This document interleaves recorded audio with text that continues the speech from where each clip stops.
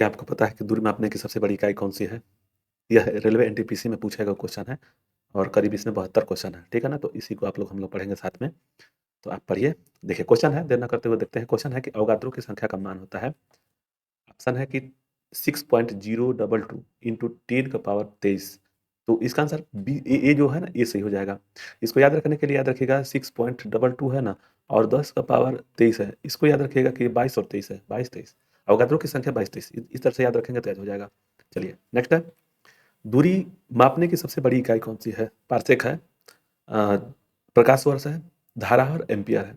तो पारसेक होता है दूरी मापने के लिए सबसे बड़ी इकाई, जो पारसेक होती है। इसका आंसर इसी हो जाएगा। प्रकाश वर्ष है कि इसमें से प्रकाश वर्ष कौन सा होगा? 9.46 इंटू 10 का पावर 9 मीटर, 9.46 इंटू 10 का पावर 15 मीटर, और 9.46 इंटू 10 का पावर 80 मीटर, और 9.046 इंटू 10 का पावर 12। तो इसका आंसर बी सही हो जाएगा।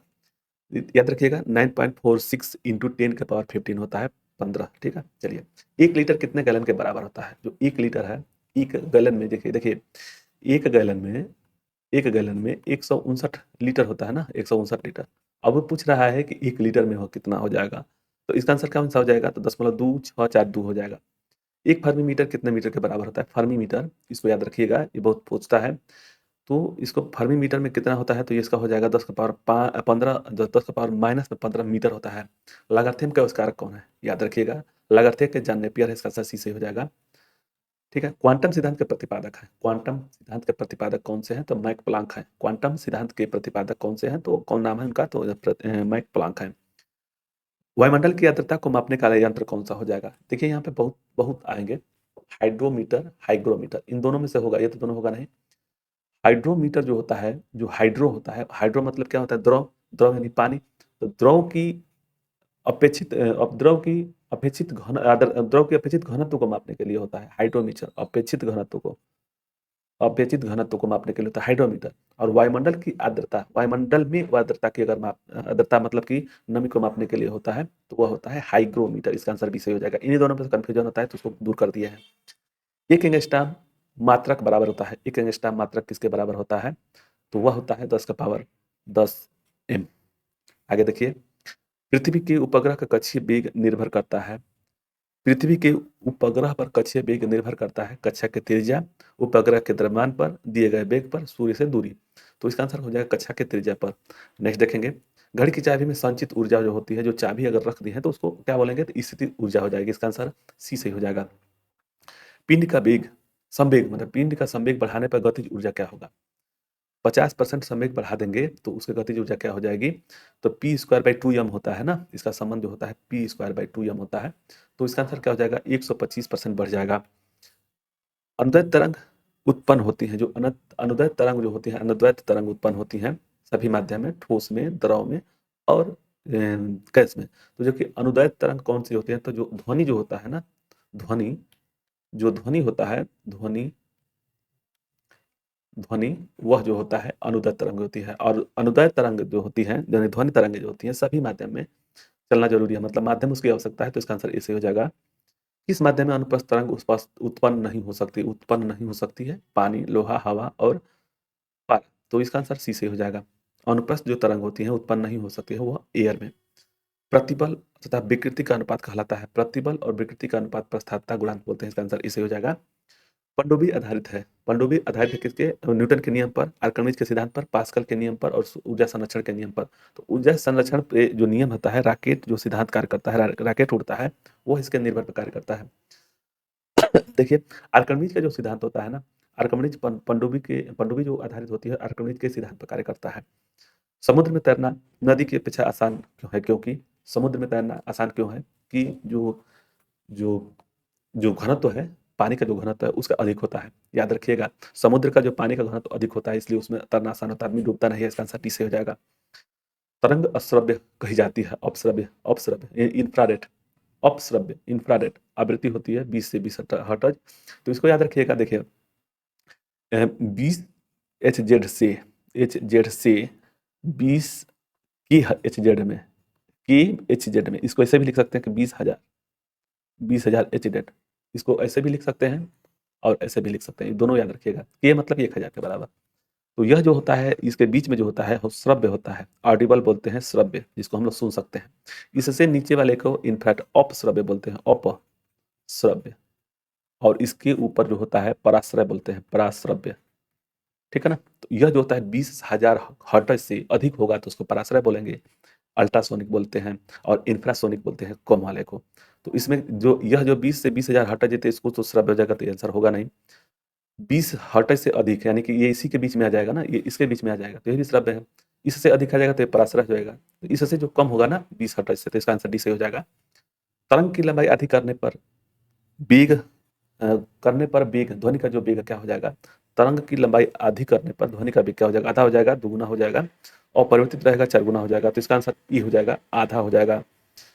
ध्वनि तरंगे होती हैं, जो ध्वनि तरंगे कैसी होती हैं, तो आधा दहा है ना, इसको देखिएगा यहीं पे जब क्वेश्चन है दिया है आधा दहा है, इसी से याद रखिएगा इसको। ध्वनि तरंगे अनुपस्थ तरंगे अनुदैर्घ्य तरंगे होती हैं, और जो प्र है प्रकाश, प्रकाश याद रखिएगा, प्रस्थ है। तो इसका आंसर क्या हो जाएगा, ध्वनि तरंगे जो होती है अनुप्रस्थ होती हैं, अनुदैर्घ्य होती हैं, याद रखिएगा, अनुदैर्घ्य, ए आंसर सही हो जाएगा। गोलीय दर्पण की फोकस दूरी वक्रता त्रिज्या की होती है आधी, दुगुनी, तिगुनी, चौथाई, तो इसका आंसर आधी हो जाएगी। गोलीय दर्पण की फोकस दूरी वक्रता त्रिज्या की आधी होती है। दिया हुआ उत्तल दर्पण द्वारा प्रतिबिंब बना होता है, उत्तल दर्पण के द्वारा प्रतिबिंब कैसा बना होता है, तो वह काल्पनिक बनता है और सीधा बनता है, तो इसका आंसर सी से हो जाएगा। नेक्स्ट है प्रकाश तरंग उदाहरण है, प्रकाश तरंग उदाहरण है ध्वनि तरंग के विद्युत चुम्बकीय अनुप्रस्थ तरंग, पराबैंगनी तरंग, और इनमें से कोई नहीं, तो इसका आंसर बी सही हो जाएगा। प्रकाश जो तरंग उदाहरण है तो वह विद्युत चुम्बकीय अनुप्रस्थ तरंग है। फोटोग्राफी कैमरे का अभिदृश्यक जो लेंस होता है किसका होता है, अवतल, उत्तल, अभ्युत्तल, और इसको तो याद रखिएगा, अगर कोई नहीं है तो इसका आंसर बी सही हो जाएगा, उत्तल लेंस का होता है। ई बराबर एम सी स्क्वायर किसका है, यह दिया गया किसका है, रदरफोर्ड, आइंस्टीन, नील बोर, एनिनो फर्मी। तो एरिनिको फर्मी यह जो है न्यूक्लियर के लिए है, इसका आंसर हो जाएगा आइंस्टीन का। इसमें सबसे ज़्यादा पूछता है सी का मान क्या होता है, तो सी का मान होता है प्रकाश का वेग होता है, इसको भी याद रखिएगा, यह सबसे ज़्यादा प्रकाश का वेग पूछता है। ठीक है ना, इसमें सी का जो मान पूछता है कि ये क्या है, तो प्रकाश का वेग है, और यह जो ई बराबर एम सी स्क्वायर है यह आइंस्टीन का है। थोरियम के नाभिक में नाभिक को बदला जा सकता है, थोरियम के नाभिक को बदला जा सकता है प्लूटोनियम में, इसका आंसर बी से हो जाएगा। फ्यूज की पदार्थ का होना चाहिए, मैंने फ्यूज में कौन सा पदार्थ होना चाहिए, उच्च प्रतिरोध, निम्न गलनांक, उच्च नगण्यता और उच्च गलनांक, तो यह लो मेल्टिंग पॉइंट है, इसका आंसर बी से हो जाएगा। किस विद्युत चुम्बकीय तरंग की आवृत्ति अधिकतम होती है, विद्युत चुम्बकीय तरंग की आवृत्ति कौन सी हो जाएगी अधिक, तो गामा किरण की होती है, इसका आंसर बी से हो जाएगा।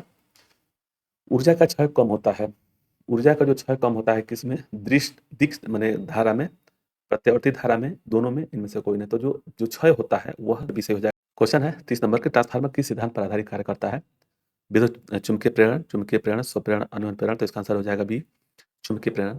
घरेलू प्रकाश के लैंप किस क्रम में जोड़ा जाता है, जो प्रकाश का जो लैंप है वो किस क्रम में जोड़ता है, श्रेणी क्रम, समांतर क्रम, मिश्रित क्रम और निश्चित क्रम, तो समांतर क्रम में जोड़ता है, इसका आंसर बी से हो जाएगा। सर्वाधिक ऊष्मा सर्वाधिक गति में स्थानांतरित होती है, तीव्र गति में स्थानांतरित होती है, चलन, संवहन, विकिरण, और इनमें से कोई नहीं, तो यह विकिरण में होता है, तो 32 का आंसर सी से हो जाएगा। न्यूनतम संभवतः ताप होता है, न्यूनतम संभवतः ताप हो जाए -273 होता है, इसका आंसर ए से हो जाएगा। ठीक है ना, तो इसका आंसर ए सही हो जाएगा। वायुमंडल न होने पर दिन की अवधि होती है, वायुमंडल अगर नहीं रहेगा तो दिन की अवधि क्या होगी, कम होगा, ज्यादा होगा, अपरिवर्तित रहेगा, और आदि हो जाएगा, तो इसका आंसर ए से हो जाएगा।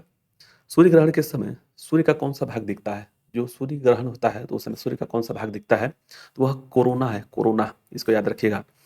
प्रकाश के आंतरिक परावर्तन हो सकता है, प्रकाश की आंतरिक परावर्तन हो सकता है वायु से कांच में, वायु से जल में, कांच से वायु में, और जल से वायु में, तो इसका आंसर सी से हो जाएगा।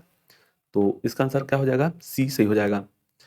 किसका अपवर्तनांक सर्वाधिक होता है, किसका अपवर्तनांक सर्वाधिक होता है, पीला, बैगनी, नीला और हरा, तो बैगनी का सबसे ज्यादा होता है अपवर्तन। 38 क्वेश्चन है कि किस विद्युत चुम्बकीय तरंग का तरंग दैर्ध्य ज्यादा होता है, तो यह होता है आवर्त किरणें की, इसका आंसर भी सही हो जाएगा। प्रकाश की चाल सबसे पहले ज्ञात की, मैंने प्रकाश की जो चाल है वो किसने पहले ज्ञात किया था, एडिशन, रोमर, तो इसका आंसर बी सही हो जाएगा, रोमर ने।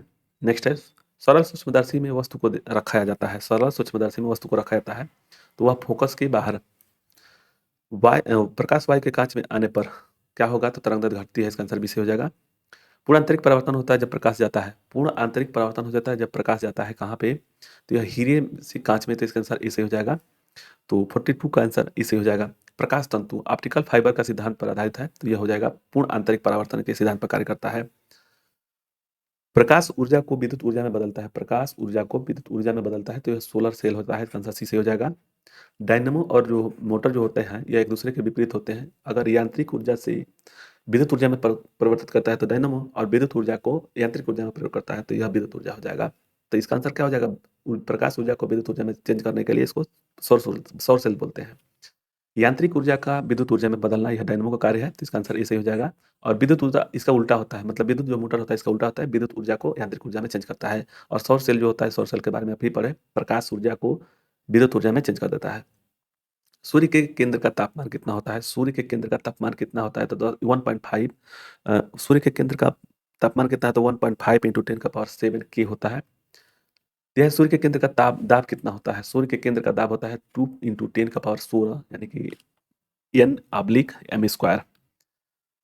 परमाणु रिएक्टर आधारित है, परमाणु रिएक्टर आधारित है तो नाभिकीय विखंडन से होगा। इसका आंसर परमाणु रिएक्टर जो है नाभिकीय विखंडन से आधारित है।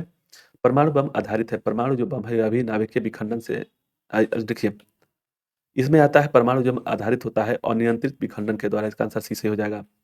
हाइड्रोजन बम आधारित है, इसको याद रखिएगा। हाइड्रोजन बम जो होता है संलयन से होता है, और सूर्य का प्रकाश जो बनता है वो भी हाइड्रोजन बम से। हाइड्रोजन बम और सूर्य का प्रकाश जो है नाभिकीय संलयन से कार्य करता है। सिलिकॉन और जर्मेनियम चालक होते हैं, एक संयोजी, त्रिसंयोजी और 5 संयोजी या चतुर्संयोजी। तो इसका आंसर डी से हो जाएगा। जो होता है प्रोटॉन, देखिए प्राजीटान की खोज किसने की थी? प्राजीटान की खोज किसने की थी? तो इसका आंसर एंडरसन ने किए थे, तो इसका आंसर सी से हो जाएगा। नेक्स्ट देखिए कि 1 कूलम आवेश बराबर कितना होता है? 1 कूलम आवेश बराबर होता है यह 6.25 × 10⁻18 होता है, तो इसका आंसर इसे हो जाएगा। 53 का आंसर ई से हो जाएगा। तार की प्रतिरोधकता निर्भर करती है, तार की प्रतिरोधकता निर्भर करती है लंबाई पर, पदार्थ पर, ट्रांस सेक्शन एरिया पर, और इनमें से कोई नहीं, तो पदार्थ पर निर्भर करता है। ठीक है, चलिए 1 वाट घंटा बराबर होता है, 1 वाट घंटा बराबर होता है, 1 वाट घंटा बराबर कितना हो जाएगा? 3 का पावर यह हो जाएगा कैल्शियम 1 वाट घंटा यानी कि 1 वाट घंटा यानी कि 3600 यानी कि 3.3, यह इसका आंसर बी सही हो जाएगा। तो 55 का आंसर क्या हो जाएगा? बी सही हो जाएगा। मैक संख्या का उपयोग किसकी चाल हेतु करते हैं? तो विमान की होती है, इसका आंसर सी सही हो जाएगा। कार बैटरी में प्रयुक्त विद्युत अवघट्य सल्फ्यूरिक अम्ल होता है, H2SO4 होता है, इसका आंसर बी सही हो जाएगा। स्पष्ट दर्शन की न्यूनतम दूरी कितनी होती है? तो 25 सेंटीमीटर होता है। जो आंख से और जो वस्तु है उसके बीच की दूरी जो होता है स्पष्ट दिखाई देने के लिए 25 सेंटीमीटर होता है। प्रकाश के तरंग सिद्धांत को प्रतिपादित किया था, प्रकाश के तरंग का जो सिद्धांत प्रतिपादित किए थे, प्रकाश के तरंग का सिद्धांत हाइगेंस ने किया था, इसका आंसर सी से हो जाएगा। इंद्रधनुष में किस रंग का विक्षेपण अधिक होता है? इंद्रधनुष में किस रंग का विक्षेपण अधिक होता है? तो यह होता है बैगनी का, इसका आंसर इसे हो जाएगा। पानी पर तेल का परत चमकना उदाहरण है, यह व्यतिकरण है, इसका आंसर डी से हो जाएगा। धूप के चश्मे के पावर होता है 0 डायोप्टर होता है, इसका आंसर इसे हो जाएगा। वायुमंडल में प्रकाश का विसरण का कारण क्या है? वायुमंडल में प्रकाश का विसरण का कारण क्या है? तो यह है धूल के कारण, इसका आंसर बी ए सही हो जाएगा। पास्कल किसकी इकाई है? जो पास्कल है दाब की इकाई है, इसका आंसर ए सही हो जाएगा। प्रकाश की गति किसके बीच न्यूनतम होती है? जो प्रकाश की जो गति है किसके बीच न्यूनतम होगी? तो वह ठोस में कम हो जाएगा, इसका आंसर ए सही हो जाएगा। सूर्य की उष्मा पृथ्वी तक पहुंचती है किसके द्वारा? तो यह विकिरण के द्वारा, रेडिएशन के द्वारा पहुंचती है, इसका आंसर बी सही हो जाएगा। रेफ्रिजरेटर में थर्मोस्टेट का कार्य क्या है? रेफ्रिजरेटर में जो थर्मोस्टेट जो होता है, थर्मोस्टेट इसका नाम ही देखिए, स्टेट मतलब कि सामान, और थर्मोस्टेट मतलब कि तापमान को समान तापमान को बनाए रखने के लिए प्रयोग लाया जाता है।